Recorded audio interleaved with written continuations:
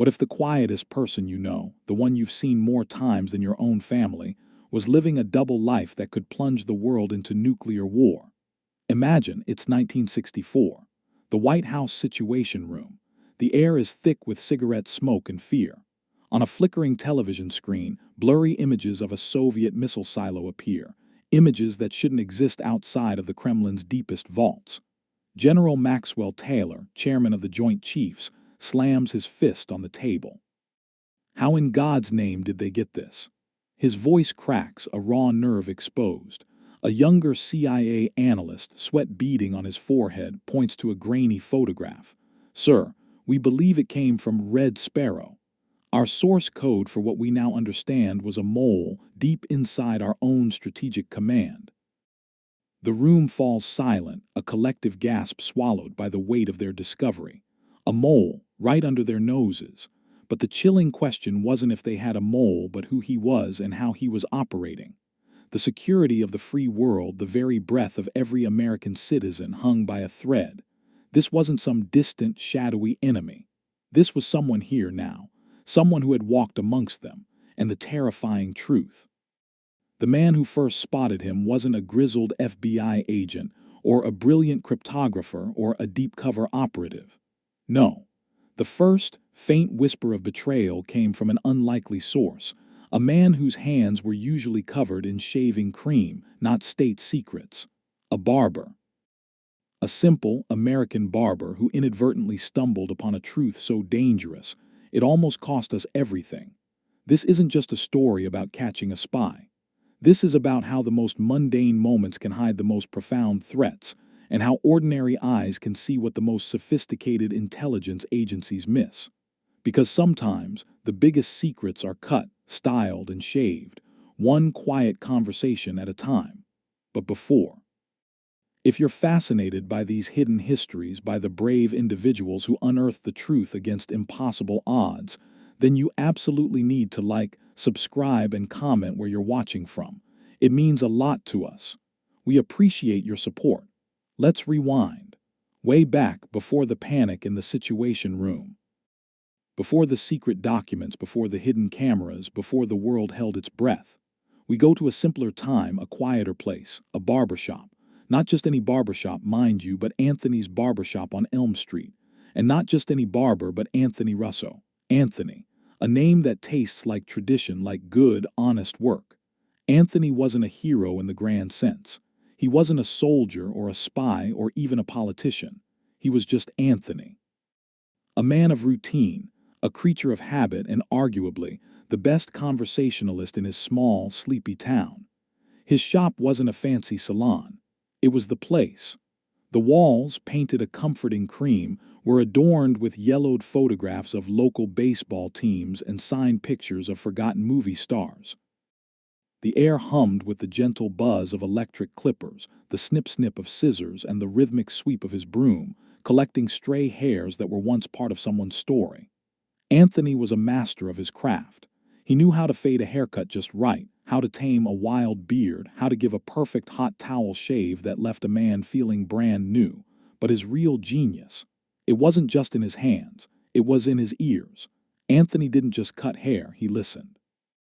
He was the silent confidant, the unofficial town therapist. Men came to his chair, and under the warm anonymity of the barber's cape, they'd talk. They'd talk about their wives, their jobs, their worries, their dreams. They'd talk about the weather, about sports, about the ever-present shadow of the Cold War. And Anthony, he'd just nod, offer a thoughtful "is that right?" or a quiet and keep snipping. He saw things, heard things, observed things that most people, caught up in their own noisy lives, would completely miss. His shop was a microcosm of America. Young boys getting their first grown-up haircut, nervous and excited. Teenagers trying out daring new styles. Businessmen in sharp suits stealing a moment of peace. Old-timers content to just sit and watch the world go by. And Anthony, he treated them all the same. With respect, with a steady hand, and with an uncanny ability to remember every man's usual cut, even if he hadn't seen them in months. His routine was clockwork.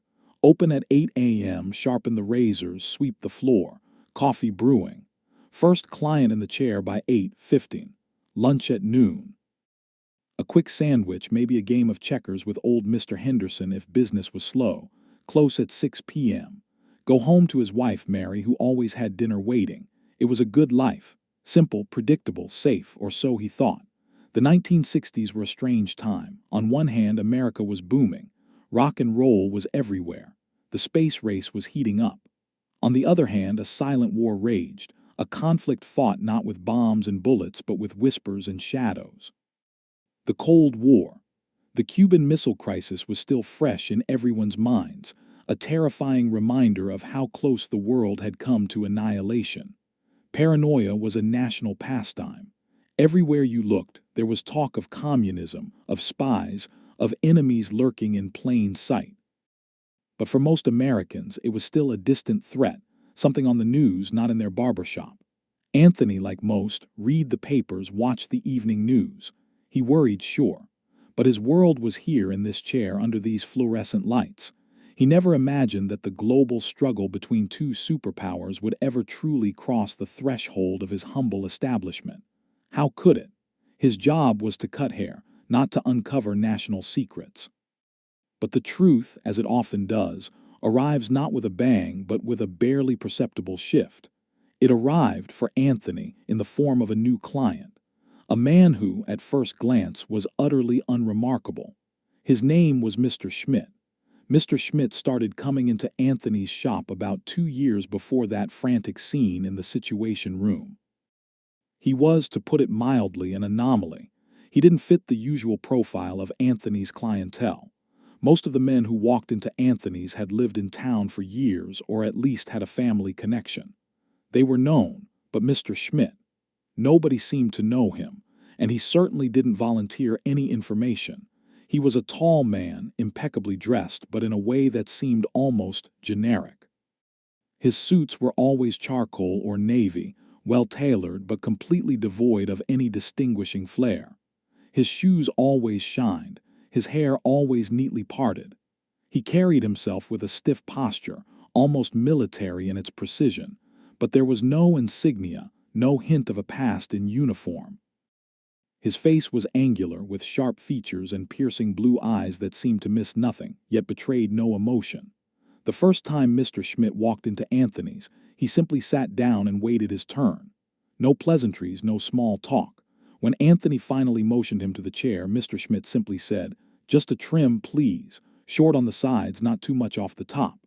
His voice was low, almost a murmur, with an accent Anthony couldn't quite place. Not strong, but definitely there. Not German, not Scandinavian, something else. Anthony, ever the professional, didn't pry. He just nodded and began to work his magic, and that was it. That was the beginning. Mr. Schmidt became a regular. Every 3 weeks, like clockwork, he would appear. Always at the same time, usually Tuesday afternoons when the shop was a little quieter.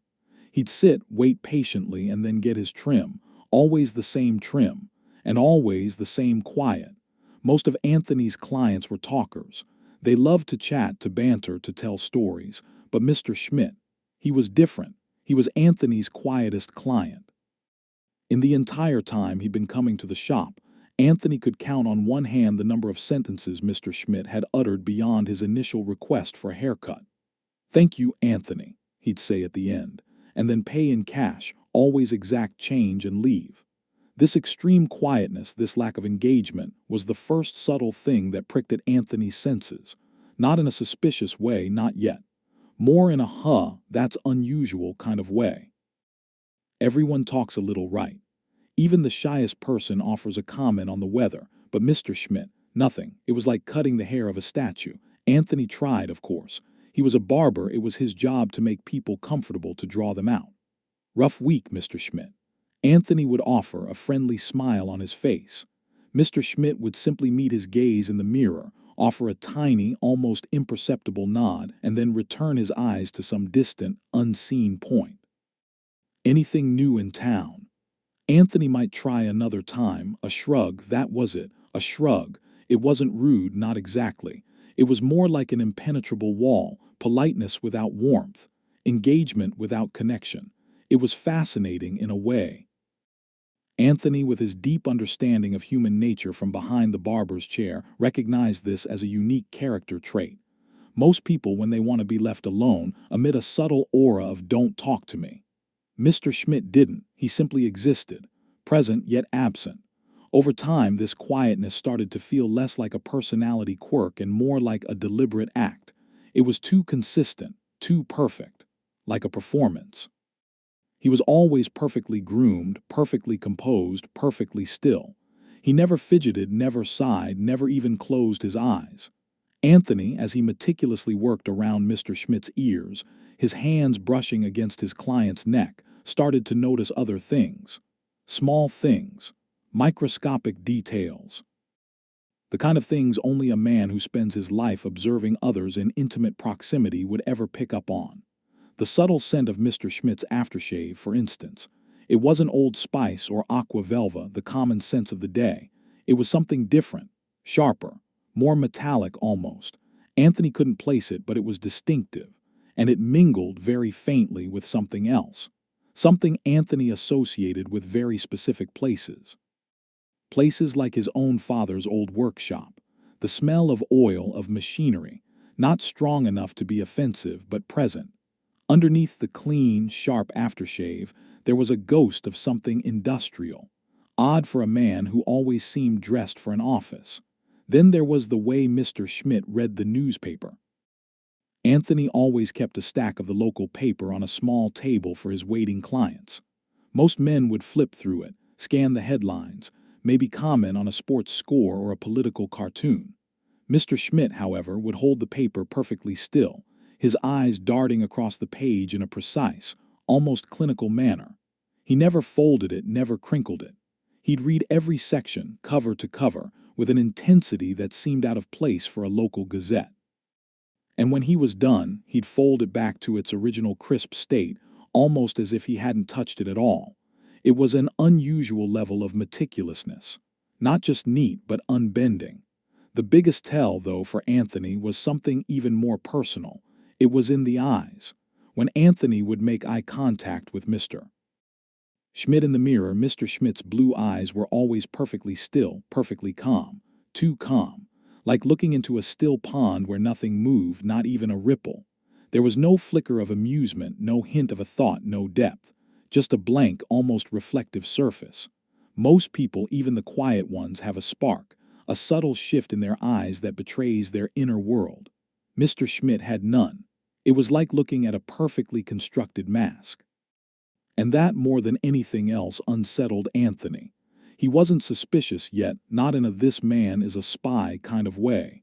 More in a "this man is profoundly different" way. It gnawed at him, this quiet, perfectly controlled client. It was an itch he couldn't scratch. He found himself thinking about Mr. Schmidt even when he wasn't in the shop, wondering what he did, where he went, why he was so detached. He mentioned it to Mary, his wife, over dinner. You know that Mr. Schmidt, still quiet as a mouse. Mary, pragmatic and warm, would just shrug. Some people are just like that, Anthony. Don't take it personally. Maybe he's just shy. Anthony would nod, but the feeling lingered. It wasn't shyness. It was something else, something calculated. He started doing something he rarely did, observing Mr. Schmidt outside the barbershop. Not stalking, not spying, just noticing. He'd see Mr. Schmidt at the grocery store, always alone, always buying the same few items. He'd see him walking down Elm Street, his stiff, precise gait never changing. Always alone. Always observing, it seemed, more than participating. One day, something clicked into place. Anthony was having coffee at the diner, overhearing two men talking about the new government research facility being built on the edge of town. Top secret stuff, they whispered. Something about advanced electronics. The kind of place that would employ brilliant minds, but also attract attention. And then Anthony saw Mr. Schmidt, walking past the diner window, his gaze fixed straight ahead, but his head tilted ever so slightly as if listening without appearing to listen. It was a fleeting moment, a flicker in the periphery, but it solidified a growing unease in Anthony's gut. The quietness, the impeccable grooming, the unusual accent, the lack of a personal life, the almost military precision in his habits, the strange smell of machinery, the blank eyes, and now his proximity to a sensitive government project. It was a collection of observations that individually meant nothing, but together they started to paint a picture that didn't quite make sense, a picture of a man who was always there, yet never truly present. Anthony wasn't a paranoid man. He didn't see spies under every rock, but his life, his very livelihood, depended on observing human patterns, on understanding the subtle nuances of behavior. And Mr. Schmidt's patterns were off. They were too perfect, too controlled. It was like a clock that never missed a tick, never sped up, never slowed down. It was inhumanly precise. He wondered briefly if he was just imagining things, if he was letting the Cold War paranoia get to him. But the feelings persisted. They were like tiny little cuts, each one individually harmless, but together they bled into a growing suspicion. He remembered a conversation he'd overheard years ago from an old war veteran who used to frequent his shop. The veteran had talked about fifth columnists, about enemies who looked just like you, acted just like you, but whose loyalties lay elsewhere. The veteran had said, "Son, the most dangerous enemy ain't the one you can see. It's the one who shakes your hand and smiles, but whose heart is filled with poison." Anthony had dismissed it as old-timer ramblings at the time. Now the words echoed. The stakes in Anthony's quiet little world began to subtly shift. What if Mary was wrong? What if Mr. Schmidt wasn't just shy? What if this perfectly bland man, this embodiment of routine, was something far more dangerous? What if he wasn't just a client, but a shadow moving through their lives? The feeling grew stronger with each haircut. Anthony found his hands, usually so steady, occasionally trembling just a hair as he held the razor to Mr. Schmidt's throat. He'd catch himself holding his breath. It was irrational, he told himself. Ridiculous. This was Elm Street. This was Anthony's barbershop. Nothing bad ever happened here. But the seed of doubt, once planted, began to sprout, and it gnawed at him. Because Anthony, through the unique intimacy of his profession, was in a position to notice things no one else could. He saw the back of people's necks, the subtle tension in their shoulders, the barely perceptible stiffness in their posture. He saw the sweat on their brow the minute flinches, the way their breath changed when they were truly uncomfortable. He saw the details, the micro-expressions, the tells that screamed, "Something isn't right." And with Mr. Schmidt there were no tells. And that was the tell, the complete and utter absence of normal human imperfection. It was too polished, too practiced. It was like a perfectly still portrait in a world full of bustling, breathing people. The Cold War wasn't just about missiles and tanks. It was a battle of information, a war fought in the shadows with agents and double agents, coded messages and dead drops. And in the 1960s, America was locked in a desperate struggle to understand its enemy, the Soviet Union. The fear was real, palpable. What was the USSR planning? How advanced were their weapons? Could they strike without warning? The answers to these questions were priceless, and both sides would do anything to get them. While intelligence agencies poured billions into satellites, surveillance, and deep cover operations, Anthony Russo was just trying to give a good haircut. Yet, it was in this mundane environment that the most crucial, yet subtle, piece of the puzzle began to form. Anthony's observations of Mr. Schmidt weren't fueled by patriotic duty or a desire to catch a spy. They were fueled by a barber's professional curiosity, an almost subconscious parsing of human behavior. Consider the hands. Anthony, more than anyone, paid attention to hands. They were his tools, his livelihood. He noticed calluses, nicotine stains, trembling, steady grips. He noticed Mr. Schmidt's hands, always clean, well manicured, but oddly devoid of any distinguishing marks. No wedding ring. No rough patches from manual labor. Not the soft, unblemished hands of someone who never worked, but rather hands that seemed maintained, kept, as if their condition was important. And sometimes, Anthony noticed a faint, almost imperceptible tremor in his client's fingers when he was paying, a flicker of nervous energy that immediately vanished. Was it just old age, or something else? Then there was the pocket watch. Mr. Schmidt never wore a wristwatch. Instead, he always carried a simple, unadorned silver pocket watch. He'd pull it out from his vest pocket with a delicate, precise motion, check the time, and then tuck it away. Every single time, he'd check it right after his haircut was finished, just before he paid. It was a quaint anachronism, a holdover from another era. But what struck Anthony wasn't the watch itself, but the almost ritualistic way it was used. It was like a signal, a punctuation mark. Anthony started to test the waters gently, without making it obvious. He'd occasionally mention a news story about the new research facility to other clients, just to gauge their reactions. Most would offer an opinion, a worry, a theory. But when Mr. Schmidt was in the chair, Anthony made sure to bring up the topic, ever so casually. "Heard they're really moving fast on that new electronics plant, Mr. Schmidt. Think it'll bring more jobs to town." He'd watch his client's reflection in the mirror. Mr. Schmidt's eyes would flicker just for a split second to the barber's own. Then a slow, deliberate sip of air and a simple, perhaps. No further comment, no expression, nothing. This non-reaction was more telling than any excited chatter. It was a wall. A carefully constructed barrier designed to reveal absolutely nothing. Most people, even if they don't have strong opinions, will offer some kind of benign agreement or disagreement. Mr. Schmidt offered absolute neutrality. It wasn't natural.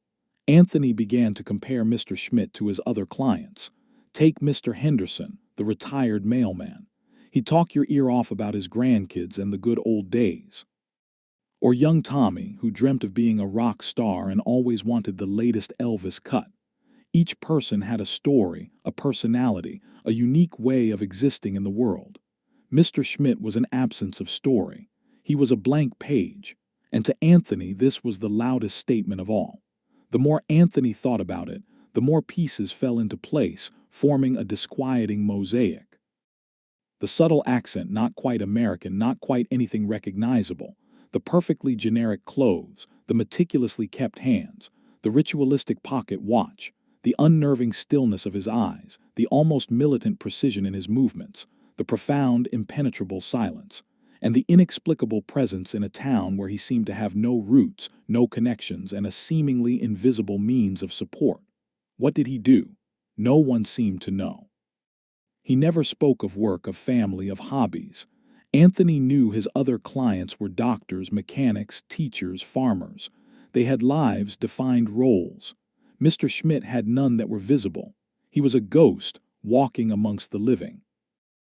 And in a Cold War era filled with tales of shadowy figures, this ghost was starting to look less like a benign eccentric and more like a potential threat. Anthony remembered an article in Life magazine he'd read detailing the methods of Soviet spies. It talked about illegals, agents who lived deep undercover, assuming entirely new identities, often in small, unassuming towns. They'd blend in, live quiet lives, and slowly, meticulously gather intelligence. Their defining characteristic. Their absolute devotion to remaining invisible. They had no past, no attachments, no strong opinions. They were the ultimate gray men. The description resonated with a chilling familiarity. Could Mr. Schmidt be one of these illegals? The thought was so outlandish, so dramatic, that Anthony almost laughed it off. This was Elm Street, not a James Bond movie. But the feeling, the prickle of unease, wouldn't go away. He started to watch Mr. Schmidt more closely when he was in the shop, not just as a client, but as a puzzle. He noticed the tiny scar above Mr. Schmidt's left eyebrow, almost invisible, a fine white line. He'd never seen a scar that perfectly linear. It looked less like an accidental injury and more like a precise cut. And then there was the almost imperceptible stiffness in Mr. Schmidt's left arm. He never quite extended it fully. Anthony, who worked with men's bodies all day, recognized a subtle limitation, perhaps from an old injury. But it wasn't a visible limp or a broken bone. Just a slight, guarded restriction. One afternoon, as Anthony was sweeping up, a small piece of paper fell out of Mr. Schmidt's overcoat pocket as he was putting it on. Anthony, ever helpful, quickly bent to pick it up. It was a crumpled, used bus ticket. But what caught Anthony's eye wasn't the ticket itself, but the stamp. It wasn't from the local bus line. It was from a city over 200 miles away. a large city with a major port and a significant military base. Anthony's heart gave a little thump. Why would Mr. Schmidt, who seemed to live such a localized, quiet life, have a bus ticket from so far away? And why would he keep a used one? Most people just tossed them. He quickly handed the ticket back to Mr. Schmidt. "Looks like you had a trip, sir," Anthony said, trying to sound casual, his voice betraying none of the sudden rush of adrenaline. Mr. Schmidt simply took the ticket, folded it neatly without even looking at it, and slipped it back into his pocket. "Yes," he said, his voice flat. "Business." Business? That single word, so generic, so vague, felt like a thunderclap in Anthony's mind. What business? What kind of business involved regular, clandestine trips to a major port city with a military base, required such meticulous secrecy, and offered no other discernible trace of a normal life? The pieces, which had been floating in Anthony's mind as disparate observations, suddenly started to snap together, forming a coherent, terrifying image. He thought of the Cold War, of the spies in the news, of the constant threat of nuclear war. He thought of the new research facility, a magnet for those seeking secrets. He thought of Mr. Schmidt, the quiet, blank, precise, anonymous man. The picture that formed wasn't just of an unusual client. It was of an operative, a professional, a ghost with a purpose. Anthony, who had only ever cared about making people look good, now felt a chilling responsibility. He wasn't trained for this. He had no spy gadgets, no secret decoder rings. He had only his eyes, his ears, and his barber's intuition. But that intuition, honed over decades of observing human behavior in its most vulnerable and unguarded moments, was screaming at him. This man was not who he seemed. This man was dangerous. The hair on the back of Anthony's neck stood up. What did he do now? He was a barber. He cut hair. He didn't expose international espionage rings. He pictured telling Mary. She'd think he was crazy. He imagined calling the police. What would he say? "My quietest client, who never talks, seems a bit too neat and travels on buses to distant cities. He must be a Soviet spy." They'd laugh him out of the precinct, but the feeling wouldn't recede. It was a heavy weight in his gut.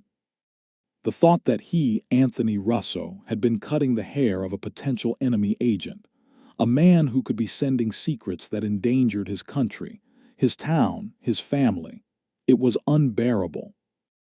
The world outside his shop, the world of superpowers and nuclear threats, had finally crossed his threshold, disguised as a quiet customer seeking a trim. He had no proof, no concrete evidence, just a collection of gut feelings, subtle observations, and an overwhelming sense that something was profoundly wrong. But in the world of espionage, sometimes, a gut feeling from an ordinary man is worth more than 1,000 surveillance reports. The most dangerous threats don't always wear a uniform or carry a briefcase full of documents. Sometimes, they just sit quietly in your barber chair, letting you cut their hair, while their minds are miles away, plotting the downfall of nations. The gnawing feeling in Anthony's gut wasn't just a fleeting discomfort anymore. It was a constant companion, a heavy stone in his stomach. He couldn't shake it. Every snip, every shave, every conversation with another client felt hollow, overshadowed by the silent enigma of Mr. Schmidt. Anthony was a barber, yes, but he was also a keen observer of human nature. He'd spent decades seeing people at their most vulnerable, in the intimate space of his chair, and his finely tuned radar for what was normal was screaming that Mr. Schmidt was anything but. He wasn't actively hunting for a spy, not yet, but his mind, like a finely tuned instrument, began to pick up frequencies it had previously filtered out. He started looking for the imperfections in Mr. Schmidt's perfect facade, because nothing, no one, is truly flawless, especially not a human trying to be invisible. Mr. Schmidt's next visit was scheduled for a Tuesday, as always. Anthony found himself checking the clock more often, a slight tremor in his hands as he sharpened his razor. When the bell above the door finally chimed, Anthony felt a jolt. There he was, Mr. Schmidt. Same stiff posture, same immaculate suit, same blank expression. He took his usual seat, picked up the local paper, and submerged himself in its pages. When it was his turn, Mr. Schmidt approached the chair with his characteristic, almost robotic precision. Just a trim, please, Anthony. Short on the sides, not too much off the top. The usual order, but today Anthony decided to subtly deviate. As he worked, his fingers brushed against Mr. Schmidt's scalp. He felt the familiar texture of his hair, perfectly groomed. But as he started to work on the sides, Anthony deliberately went a fraction shorter than usual. Not enough to be noticeable to anyone else, but enough that Mr. Schmidt, who demanded such unwavering consistency, might feel it. He watched his client's reflection carefully. Nothing. No flinch, no frown, no twitch of an eyebrow. His eyes remained fixed on the mirror, utterly still. Anthony felt a pang of frustration. Was he imagining things? Was this man just incredibly particular or incredibly disciplined? But then a small detail caught his eye. As Anthony leaned in close to trim around the ear, a faint metallic smell distinct from the aftershave was stronger than usual. It wasn't the industrial smell he'd noticed before. This was different. A faint scent like a copper. Perhaps stale blood, not the fresh, alarming smell of a wound, but something older, deeply ingrained. He dismissed it, attributing it to his own overactive imagination, a trick of the mind. A week later, something more concrete happened. Anthony was sweeping the floor after closing, humming a tune, when he heard a faint click. He stopped. He looked around. Nothing. Then he spotted it. Underneath the chair where Mr. Schmidt always sat. A small, almost invisible metallic object. He bent down. It was a tiny, intricately designed cufflink. Not gold, not silver. Something else, a dark, burnished metal. It had a small, almost microscopic emblem etched into it. Anthony squinted. It looked like a stylized hammer and sickle, so tiny you'd miss it if you weren't looking for it. A symbol of the Soviet Union. Anthony's heart leaped into his throat. He picked it up, his fingers trembling. This wasn't a bus ticket. This wasn't a feeling. This was something real, tangible. He quickly pocketed it, his mind racing. A cufflink with a communist symbol left by the man who was too quiet, too perfect, too blank. This was more than just a coincidence. This was a crack in the facade.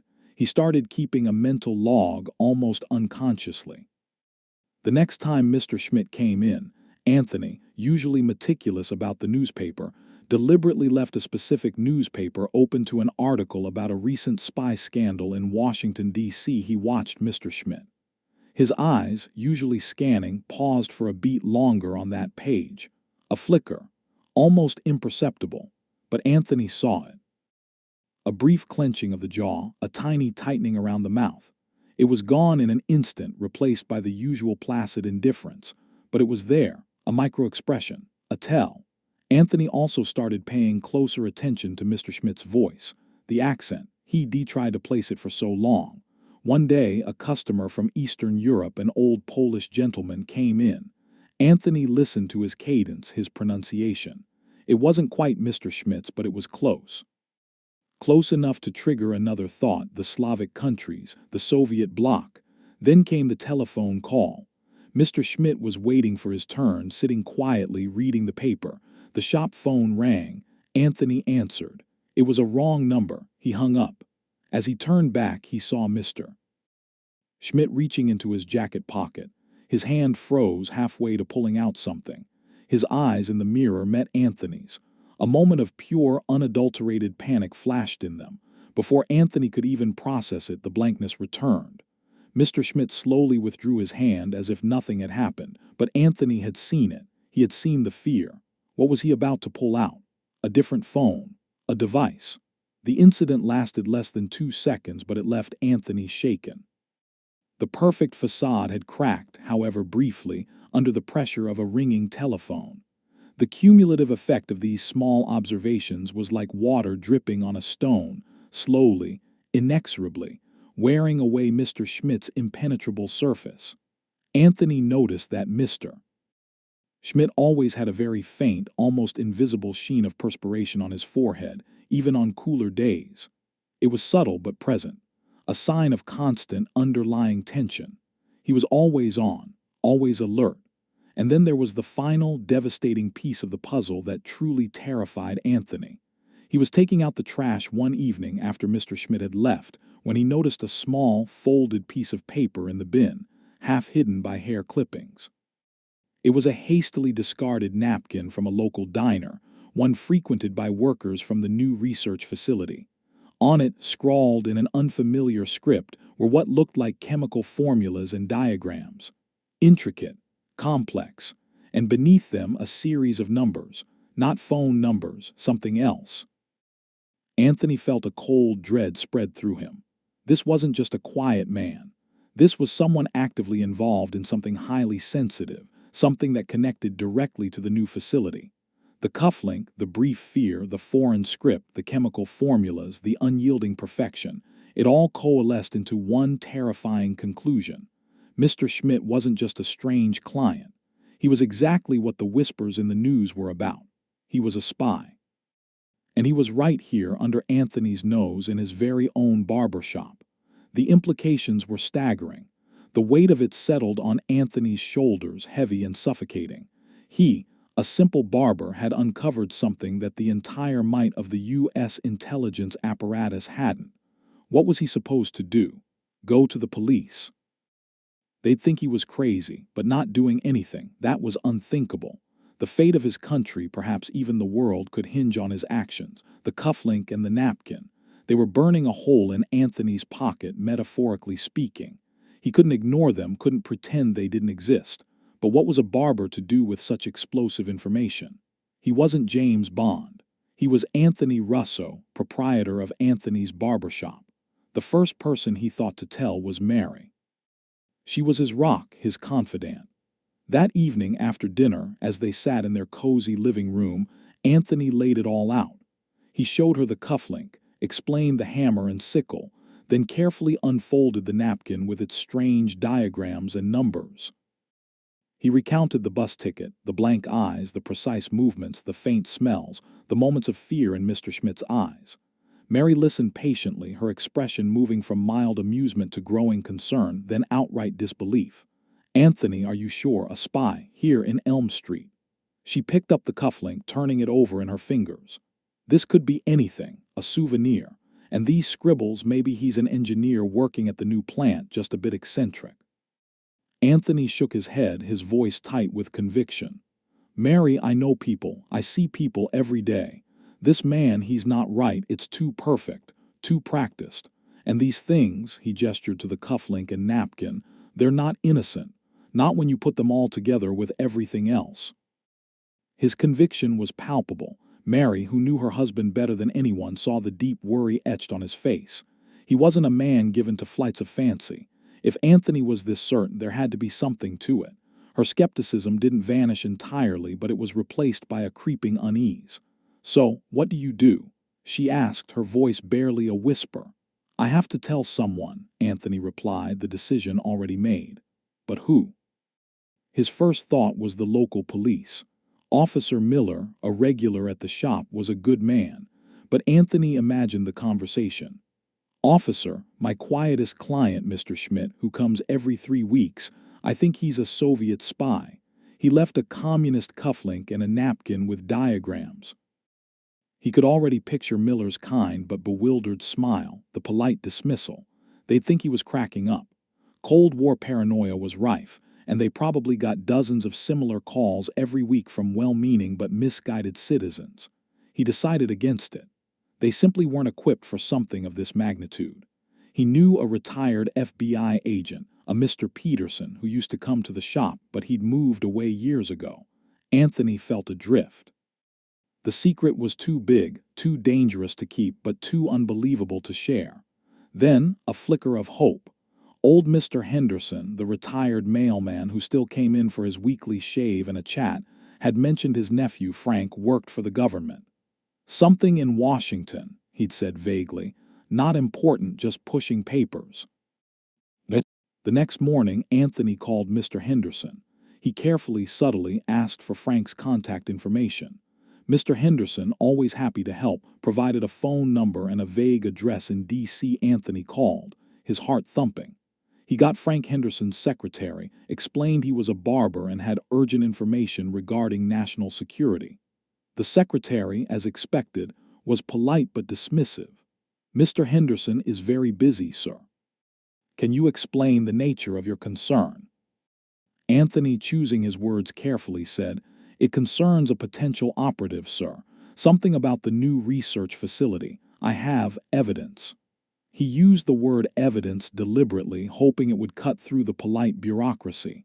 It did, partially.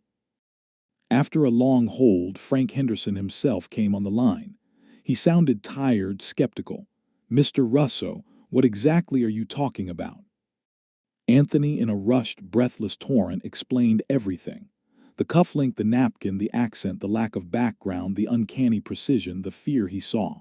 He didn't sound coherent, even to himself. Frank listened, his silence heavy on the line. When Anthony finished, Frank said, "Mr. Russo, I appreciate your patriotism, but we get a lot of these calls. People seeing spies everywhere. What you're describing sounds rather far-fetched for a barber from Elm Street." Anthony felt a wave of despair, just as he predicted, but he wouldn't give up.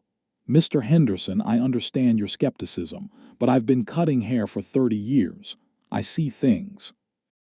I know things about people. And this man, he is not who he says he is. I have the cufflink, the napkin. They're right here." There was a long pause. Frank Henderson, a low-level analyst in a back-office department of the CIA, was indeed used to wild goose chases. But the specificity of the new research facility and evidence gave him pause, and the conviction in the barber's voice was unusual. "All right, Mr. Russo," Frank said, a hint of reluctant curiosity in his tone. "I'll do you a courtesy. Mail me these items, and write down everything you've observed, every detail, no matter how small. I'll pass it up the chain, but I make no promises." Anthony didn't hesitate. He carefully packaged the cufflink and the napkin, along with a handwritten, incredibly detailed account of every single observation he'd made over the past 2 years about Mr. Schmidt. He mailed it off, feeling a strange mix of relief and terror. He had done his part. Now the ball was in someone else's court. Days turned into a week, then 2. Silence. Anthony started to lose hope. He still saw Mr. Schmidt walk past his shop, occasionally in for a trim. The routine continued, chillingly normal. Was he wrong? Had he sent precious evidence into a black hole of government bureaucracy? Then, one rainy afternoon, a discreet black sedan pulled up outside Anthony's barbershop. 2 men in dark suits entered. They weren't customers. One of them, a stern-faced man with piercing eyes, introduced himself as Agent Miller, no relation to the local officer. The other, younger with a notebook, was Agent Davies. They didn't overtly state their affiliation, but their demeanor, their quiet intensity left no doubt. They were from the federal government. "Mr. Russo," Agent Miller began, his voice low and devoid of inflection, "we received your package. Mr. Henderson forwarded your observations." He held up the cufflink in a clear plastic bag. "And this." Anthony felt a surge of adrenaline. They had taken him seriously. He led them to the back, to a small private room he used for storage. The agent sat down, and Anthony, feeling suddenly nervous, recounted his story again, this time with more detail, more precision, driven by the urgency of their presence. He described the faint metallic smell, the perfect stillness, the precise movement, the moment of panic when the phone rang. He explained why these details, so seemingly insignificant, were so vital. He emphasized Mr. Schmidt's complete lack of connection, his utter anonymity. Agent Miller listened, his face impassive.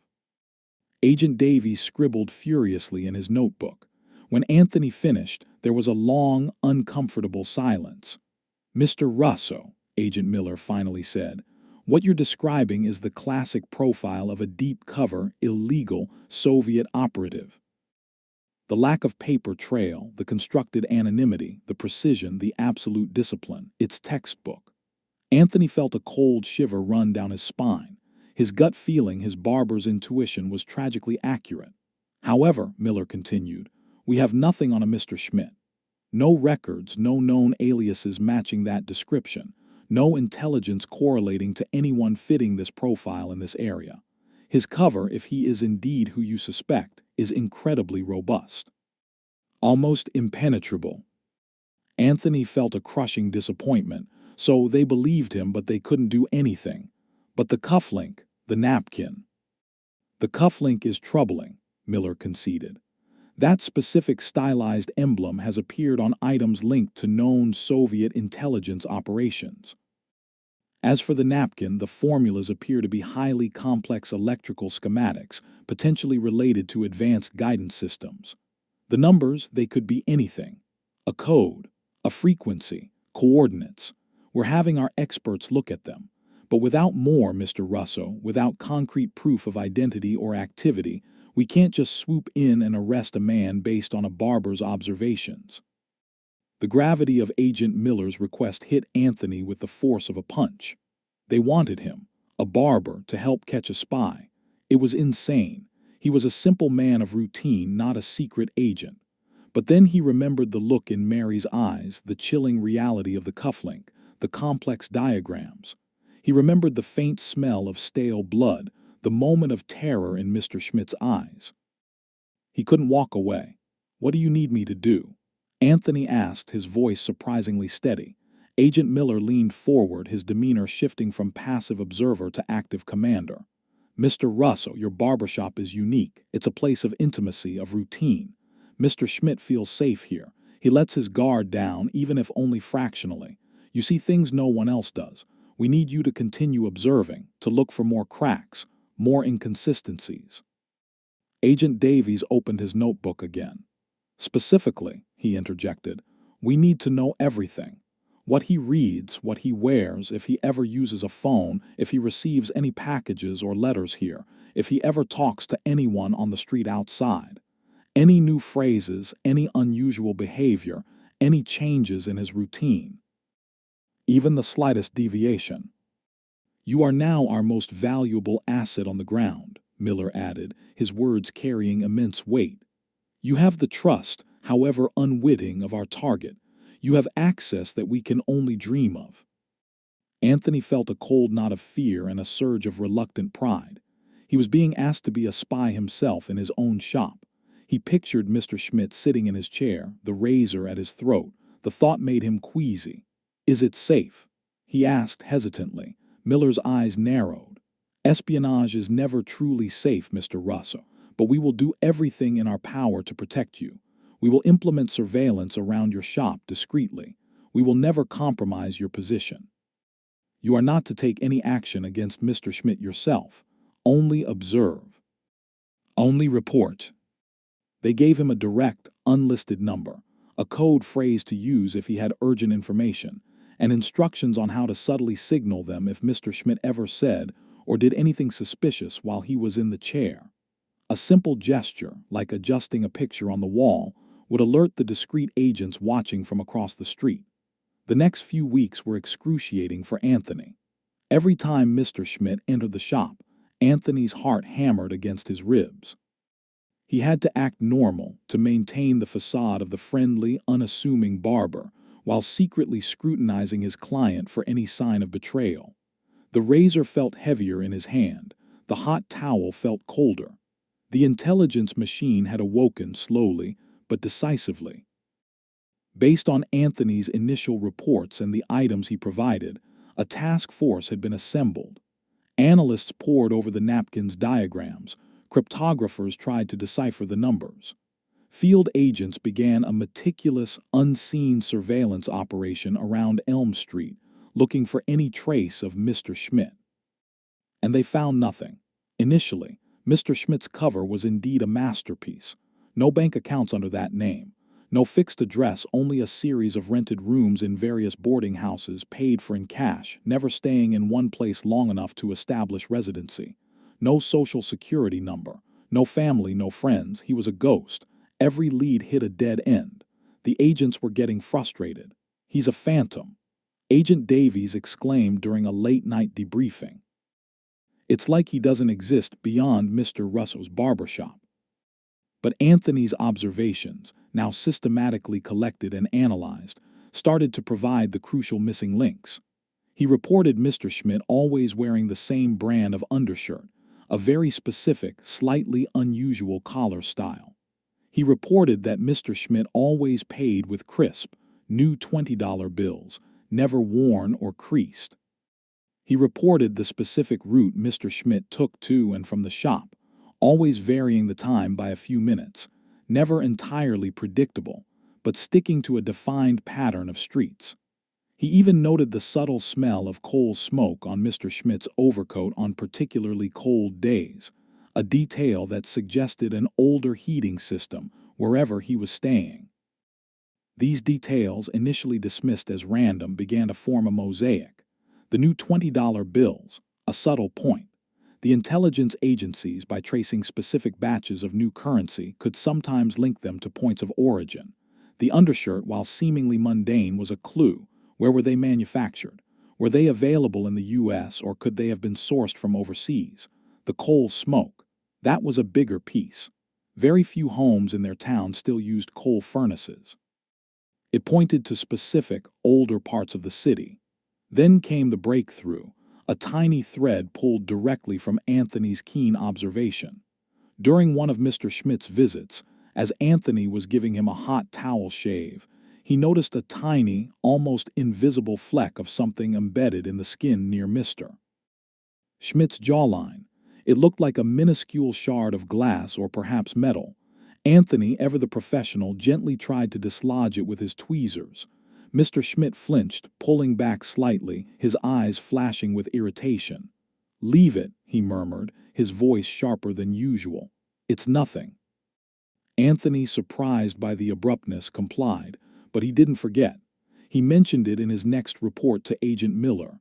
"A tiny shard, sir, like glass or metal. He didn't want me to touch it." This detail, combined with the earlier observation of a faint copper-like smell and the schematics on the napkin, suddenly clicked for the analysts. Advanced guidance systems, electronics, fine metalwork, and the research facility, rumored to be working on cutting-edge microelectronics and navigation. The Red Sparrow case, the top-secret mole hunt that had rattled the Situation Room, was a desperate search for someone leaking highly sensitive information about a new American missile defense system. The system was designed to predict and neutralize incoming Soviet missiles. Any information about its vulnerabilities would be catastrophic. The initial blurry photos of the Soviet missile silo, the ones General Taylor had seen, were confirmed to be part of a larger pattern of intelligence breaches. The agencies suspected a deep-cover operative, an illegal who had infiltrated the supply chain or support infrastructure around a sensitive U.S. project. And now, slowly, agonizingly, Anthony's Mr. Schmidt was fitting that profile. The meticulous nature, the blankness, the sudden flinch, the tiny shard. It spoke of someone working with delicate, dangerous materials, perhaps even handling sensitive components. Someone who couldn't afford to have a barber accidentally expose a physical tell. The agents put the pieces together. The specific type of cufflink had indeed been traced to a limited batch of commemorative items distributed only to high-ranking personnel within a specific branch of Soviet military intelligence, the GRU. The diagrams on the napkin, when fully deciphered, revealed highly classified specifications for certain components of the very missile defense system they were trying to protect. And the numbers. They were a frequency, a burst transmission code. The black sedan was back 2 days later. This time, Agent Miller's face was grim. "Mr. Russo," he said, his voice quiet, "your Mr. Schmidt is very likely Red Sparrow. He's been feeding them intelligence for at least 2 years, directly related to our missile defense program. He's been living under our noses, taking jobs in innocuous support companies that service the research facility, slowly gathering information, piece by piece." Anthony felt a cold wave wash over him. His quietest client, a man he'd shaved, trimmed, and chatted or tried to with countless times, a Soviet spy, and not just any spy, but one who had been compromising America's most vital defenses. The thought was sickening. "What do you do now?" Anthony asked, his voice hoarse. "We move," Miller said, his eyes hard. "But we can't just arrest him. He's too valuable alive. We need to know who he's reporting to, how he transmits the information, who his handlers are. We need to turn him, or at least unravel his entire network." "And how do you do that?" Anthony asked. Miller looked at him, a glint in his eye. "We let him make another mistake, and we're going to use your shop, Mr. Russo, your chair, And your keen eyes, he's scheduled for a trim tomorrow, isn't he? The morning Mr. Schmidt was due for his haircut dawned unusually bright, a stark contrast to the storm brewing in Anthony's stomach. Agent Miller's words from the previous night echoed in his ears. He's scheduled for a trim tomorrow, isn't he? We move. Anthony felt a nervous tremor ripple through him. His barbershop, a place of comforting routine, was about to become a stage for a Cold War drama, and he was the reluctant star. He arrived at the shop an hour earlier than usual. The familiar scent of bay rum and talcum powder usually calmed him, but today it seemed to cling to the heavy silence. He sharpened his razors, each stroke a conscious effort to steady his hands. He swept the floor, meticulously arranging the magazines, anything to distract from the gnawing dread. This wasn't just about catching a spy anymore. It was about his life, his family, and the quiet integrity of his shop. He glanced out the window. Across the street, the usual fruit stand vendor was setting up, but Anthony noticed a new man beside him, pretending to read a newspaper, his gaze subtly scanning the street. A few cars were parked strategically along Elm Street, their engines off, their windows slightly tinted. They looked ordinary, but Anthony knew better. They were the eyes and ears of the government waiting. Agent Miller had given him specific instructions. Act normal, Mr. Russo. That's the most important thing. Any deviation, any sign you're aware, and he'll bolt. And we lose him, possibly for good. He'd also given Anthony a small, almost invisible button, sewn into the inside of his barber's coat, connected to a tiny transmitter. If he makes a move, or if you feel truly threatened, press this. It will be the signal for our immediate intervention. Anthony hated the button. It felt heavy, a constant reminder of the danger. He was a barber, not a man of violence. But he also understood the stakes. This wasn't just about his comfort. This was about a missile defense system, about national security, about preventing a global conflict. The morning clients came and went, their chatter and laughter sounding strangely distant to Anthony. He cut hair, he listened, he offered his usual pleasantries, but his mind was elsewhere, anticipating. Every time the bell chimed, his heart leaped. Then, at precisely 2:00 p.m., the bell chimed again. And there he was, Mr. Schmidt. Anthony felt a cold wave wash over him, followed by a surge of adrenaline so potent it made his vision sharpen. Mr. Schmidt.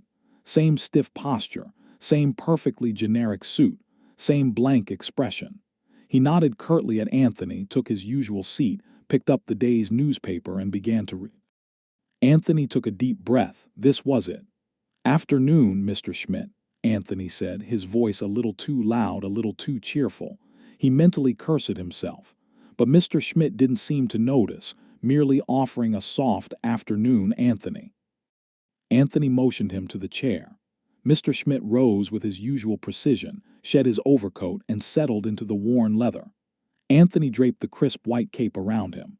He felt the familiar weight of the man's shoulders, the faint, lingering scent of that metallic aftershave, now mingled with the coal smoke he'd observed. Just a trim, please, Anthony. Short on the sides, not too much off the top, Mr. Schmidt recited, the same exact words he had used for years. Anthony nodded, trying to appear nonchalant. He picked up his clippers. The low hum of the motor was suddenly deafening in the silence of the shop. He began to work, his hands moving with practiced ease, but every fiber of his being was screaming. He watched Mr. Schmidt's reflection in the mirror, searching for any tell, any sign that he knew, that he suspected. Nothing. The blank eyes stared straight ahead, utterly impassive. The plan was simple, yet terrifyingly complex in its execution. The agents had discovered that Mr. Schmidt, despite his meticulousness, had a highly precise, almost obsessive routine for gathering specific intelligence. He wasn't just receiving information, he was transmitting it. They believed he used a burst transmission device, activated at specific times from specific, seemingly innocuous locations. One of those locations was a public telephone booth 2 blocks away from the barbershop, near the bus stop he often used. He would make the transmission after his haircut before taking his bus. The agents needed to catch him in the act of transmitting, or at least with the device. But they couldn't just follow him from the shop. He was too good. He'd spot them. They needed a reason to delay him, to force a deviation, or to provoke a specific action. Anthony was the key. He had to trigger something. "You know, Mr. Schmidt," Anthony began, trying to sound conversational, "I've been thinking about that new research facility. The talk around town is they're making some real breakthroughs, something about miniature components, revolutionary stuff." He watched Mr. Schmidt's reflection. The eyes remained blank, the jaw, however, tight, just barely, but Anthony saw it. Anthony continued, almost rambling about the economic benefits, the jobs, the buzz in the town. He was supposed to subtly inject information about a false component, a red herring designed to elicit a specific reaction. "Heard they're even talking about a new kind of liquid circuit," Anthony continued, repeating the phrase the agents had fed him. "Something that would make their old systems look like child's toys." Mr. Schmidt's eyes flickered. A tiny, almost imperceptible frown creased his brow. It was so fleeting, Anthony almost missed it. But it was there. It was a reaction, a slight deviation from the perfect blankness. The liquid circuit was the code word, the planted fake intelligence designed to trigger a specific response from Mr. Schmidt if he was indeed Red Sparrow. Anthony then, as he typically did after finishing the main cut, began to apply the hot towel. He pressed it gently to Mr. Schmidt's face, the warmth and steam filling the air. This was the moment. The agents had hypothesized that Mr. Schmidt used the pocket watch not just to tell time, but as a subtle timer for his transmissions, often synchronizing with precise windows.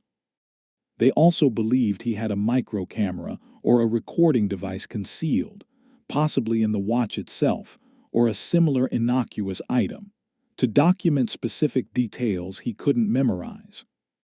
As Anthony removed the hot towel, he feigned a clumsy movement, brushing his hand against Mr. Schmidt's chest pocket. "Oh, excuse me, sir," he mumbled.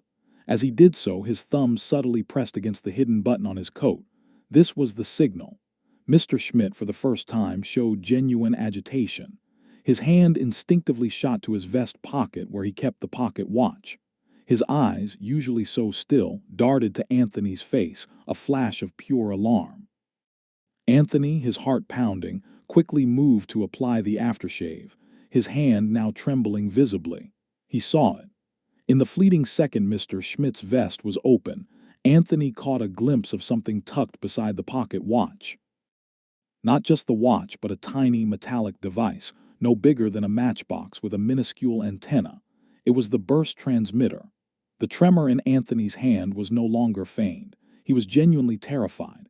He could feel the tension radiating from Mr. Schmidt, a coiled spring ready to snap. The illusion of safety, of routine, had shattered. The cold reality of the situation gripped him. He had a spy, a genuine threat to national security in his chair with a straight razor to his throat. And then, just as Mr. Schmidt seemed to decide to make his move, just as his eyes hardened with a cold, desperate resolve, it happened. The bell above the door chimed again.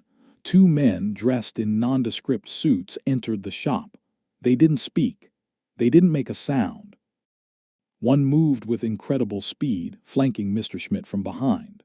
The other approached Anthony, his hand outstretched, gently but firmly taking the razor from his shaking hand. Before Mr. Schmidt could react, before he could even utter a sound, the man behind him had him in a chokehold, twisting his arm behind his back. The tiny metallic device clattered to the floor, ejected from his vest pocket. The other agent quickly scooped it up. Mr. Schmidt, the man who had been a ghost, a phantom, the embodiment of silence, let out a choked gasp, a sound of pure surprise and fury. His blank facade finally, violently shattered. His body went limp, not from surrender, but from the brutal efficiency of the takedown. It was over in less than 5 seconds. The immediate aftermath was a whirlwind of controlled chaos. More agents flooded the shop, silent and efficient. They secured Mr. Schmidt, who was now handcuffed and gagged, his blue eyes blazing with a mixture of hatred and grudging respect as he stared at Anthony.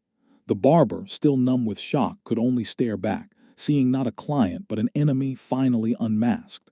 Agent Miller approached Anthony, his face etched with a mix of relief and grim satisfaction. "You did good, Mr. Russo.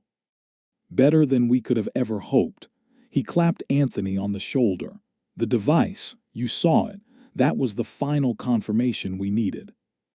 They led Mr. Schmidt out through the back door, into another waiting black sedan, his stiff posture now broken by the restraints. As he was pushed into the car, his eyes, still fixed on Anthony, seemed to convey a message. "You may have caught me, Barber, but you don't know the half of it." The agent stayed for hours, meticulously searching the shop, taking statements, documenting everything.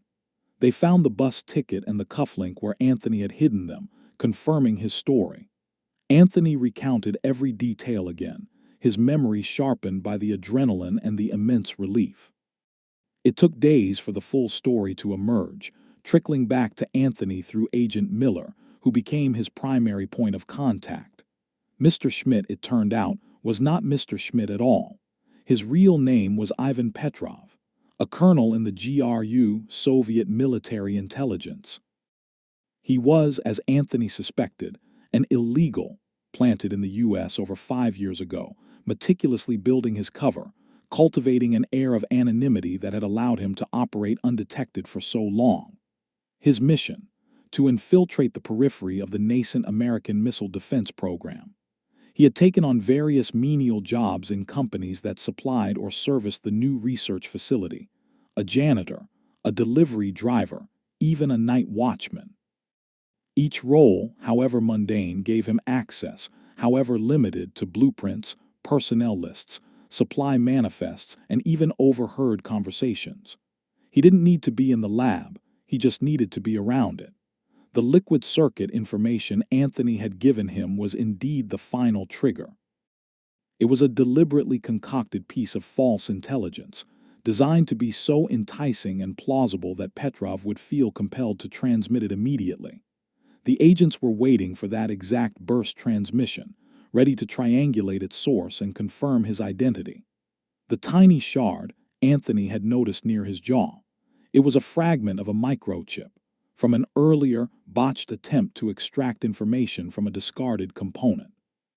Petrov, ever the professional, had dismissed it as nothing, but it was a testament to his desperation and the physical risks he took. The copper smell, the oil scent, all consistent with handling electronic components and machinery, his careful money habits. The crisp new bills were part of his operational funds, delivered through dead drops and laundered through a complex international network. The pocket watch wasn't just a timer. It was indeed a sophisticated miniaturized burst transmitter, capable of sending coded messages across the Atlantic in mere seconds. The liquid circuit transmission was intercepted by American listening posts, confirming Petrov's identity and his active espionage. The diagrams on the napkin. They were indeed highly sensitive schematics. Petrov had meticulously copied them, piece by piece, from discarded drafts or accessible documents, often working late nights, using his seemingly innocent jobs as cover. The numbers were the burst transmission frequency. The impact of Petrov's activities was devastating. The information he had transmitted over the years had given the Soviets invaluable insight into the American missile defense program, potentially compromising its effectiveness. The blurry images of a Soviet missile silo that General Taylor had seen were, in fact, American intelligence photos of their own missile systems, transmitted by Petrov to demonstrate his access and capabilities to his handlers. He wasn't leaking Soviet secrets, he was leaking American secrets. The Soviets had then used this stolen data to improve their own missile technology and potentially develop countermeasures. It had put the U.S. at a significant disadvantage, buying the Soviets precious time in the arms race. Anthony, the simple barber, had stopped a major intelligence leak. He had inadvertently become a quiet hero in the Cold War, but the recognition was quiet too. The government couldn't publicly acknowledge his role without revealing the methods used to catch Petrov and potentially compromising other operations. So, the world never knew about Anthony Russo. No parades, no medals, no newspaper headlines. Just a quiet handshake from Agent Miller, a promise of continued protection, and a profound sense of having done something truly vital. The capture of Ivan Petrov, or Mr. Schmidt, as Anthony knew him, sent shockwaves through the highest levels of the American intelligence community. It allowed them to identify vulnerabilities in their security protocols around sensitive facilities. It forced a complete overhaul of their counterintelligence efforts. It confirmed the existence of a sophisticated Soviet illegal program operating deep within American society. And perhaps most crucially, it gave them the opportunity to analyze the full extent of the intelligence Petrov had gathered, allowing them to adjust their missile defense strategies and mitigate the damage. For Anthony, life on Elm Street slowly settled back into its rhythm. The black sedans disappeared. The discreet surveillance was lifted. The agent's once constant fixtures vanished like shadows. His shop, for all outward appearances, remained exactly as it had always been. But inside, Anthony was a changed man. He still loved his work. The feel of the warm lather, the snip of the scissors, the friendly banter. But there was a new layer of vigilance, an almost subconscious awareness that permeated his every interaction. He still offered an ear to his clients' woes, but now he also listened for the silences, for the omissions, for the patterns that didn't quite fit. He understood in a way few others could that the most profound threats often hide in plain sight, camouflaged by the mundane. Mary, his wife, remained his anchor. She never fully grasped the technical details of the espionage, but she understood the immense burden Anthony had carried and the quiet courage he had shown. Their evenings were spent talking, processing the incredible events that had unfolded in their seemingly ordinary lives. She saw the lines of worry on his face ease, replaced by a quiet strength. The lessons Anthony learned were not about spy gadgets or clandestine operations. They were about the power of observation, the importance of intuition, and the vital role that ordinary citizens can play when they pay attention. He learned that patriotism wasn't just about grand gestures or military service. It was also about the quiet, persistent vigilance in the everyday. He never sought fame, never spoke of his involvement beyond the necessary reports to the agents. It remained his secret, a personal understanding of the true cost of freedom and the constant, unseen battles fought to preserve it. He continued to cut hair, his steady hands now carrying the weight of a secret history. He was a symbol, though unsung, of the Cold War's human face. The story of Anthony Russo and his quietest client, Ivan Petrov, is a testament to an uncomfortable truth. Our greatest dangers often walk among us, masked by the ordinary. They are the blank faces in the crowd, the silent passengers on the bus, the unassuming figures who blend into the background until someone like Anthony, has the courage to truly see them. This wasn't a story of daring escapes or flashy heroics. It was a story of quiet observation, of gut instinct, and of a barber's unwavering commitment to his community, which ultimately protected his nation. It proved that sometimes, the most sophisticated intelligence operations can be foiled not by high-tech gadgetry, but by the oldest, most human tools: keen eyes, sharp ears, and an open heart that knows when something is deeply, profoundly wrong. Anthony Russo never considered himself a hero. He was just a barber. But in the silence of his shop he found the truth, and in doing so he played a vital, uncredited role in keeping the world a little safer, one haircut at a time. His quiet vigilance echoes through history, a powerful reminder that sometimes the most important battles are fought not on battlefields, but in the unassuming corners of everyday life, by the most unlikely of heroes. So the next time you're sitting in a barber's chair, or waiting in line at the grocery store, or simply observing the world around you, remember Anthony Russo. Remember that sometimes the most powerful stories are unfolding right before your eyes, in the quietest moments, just waiting for someone to notice. If you're fascinated by these hidden histories, by the brave individuals who unearth the truth against impossible odds, then you absolutely need to like, subscribe, and comment where you're watching from. It means a lot to us. We appreciate your support.